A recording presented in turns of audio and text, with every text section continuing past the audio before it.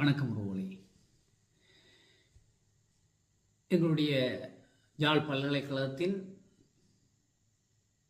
பேராசிரியர் எங்களுடைய நாகமுத்து பிரதீபராஜ் சார் அவர்கள் இன்று சனிக்கிழமை தன்னுடைய முகநூல் பக்கத்தில் பதிவு ஒன்று செய்திருக்கிறார். அவர் காலை 8 மணிக்கு அந்த பதிவை விட்டிருக்கிறார். நான் உங்களுக்காக இப்பொழுது தருகிறேன்.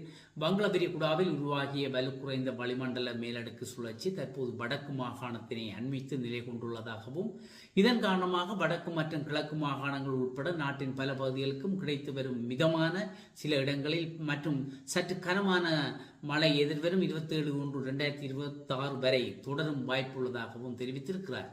அத்துடன் குறிப்பாக இன்று, அதாவது 24/1/2026, நாளை 2026/1/25 வடக்கு மற்றும் கிழக்கு மாகாணங்களின் பல பகுதிகளுக்கு மழை கிடைக்கும் வாய்ப்பு உள்ளதாகவும் தெரிவித்திருக்கிறார். அதேவேளை ஈரப்பதம் நிறைந்த கீழ்காற்றின் வருகை காரணமாக வடக்கு மற்றும் கிழக்கு மாகாணங்கள் நிலவிய வறண்ட காற்றின் செல்வாக்கு குறைவடைந்து குளிர் நிலைமை சற்று சீரடைந்துள்ளதாக தெரிவித்திருக்கின்றார். ஆனால் மீண்டும் எதிர்வரும் 27/1/2026 முதல் குளிரான வானிலை நிலவ தொடங்கும் எனவும் கூறியிருக்கிறார். வடக்கு கிழக்கு மற்றும் வடமத்திய மாகாணங்களில் நெல் அறுவடை மற்றும் நெல் அறுவடைக்கு பின்னான செயற்பாடுகளை மேற்கொள்ளும் விவசாயிகள்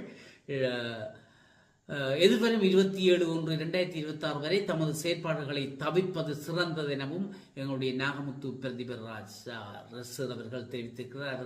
அவர் சொன்னது போல் இன்று மழை பெய்து கொண்டிருக்கிறது. வடக்கு பகுதி நாளையும் மழை தொடரும் என சொல்லியிருக்கிறார்.